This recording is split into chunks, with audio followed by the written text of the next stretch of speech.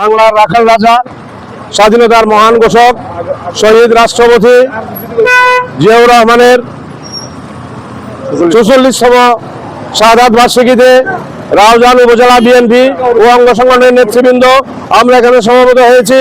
আমাদের প্রাণপ্রিয় নেতা, প্রয়াত নেতা শহীদ রাষ্ট্রপতি জিয়াউর রহমানের প্রথম সমাধিতে আমরা পুষ্পার্ঘ্য অর্পণ করেছি। জিয়ারতের মাধ্যমে আমরা আমাদের নেতার আত্মার মাগফিরাত কামনা করেছি। শহীদ জিয়ার ১৯ দফা কর্মসূচি এবং আগামী রাষ্ট্রনায়ক তারেক রহমান কর্তৃক ঘোষিত রাষ্ট্র মেরামতের ৩১ দফা কর্মসূচি বাস্তবায়নে আমাদের রাউজান উপজেলা বিএনপি ও অঙ্গ সংগঠনের নেতৃবৃন্দ, আমাদের প্রাণপ্রিয় নেতা বিএনপি কেন্দ্রীয় কমিটির ভাইস চেয়ারম্যান মজলুম জননেতা, বারবার নির্বাচিত সংসদ সদস্য জনাব আলহাজ গিয়াসুদ্দিন কাদের চৌধুরীর নেতৃত্বে আমরা সবাই ঐক্যবদ্ধ।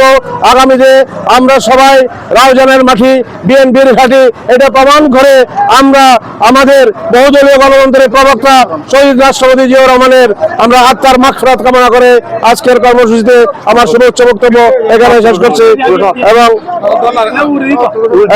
আজকের অধিবেশনের এখানে সমাপ্তি ঘোষণা করছি। আসসালামু আলাইকুম।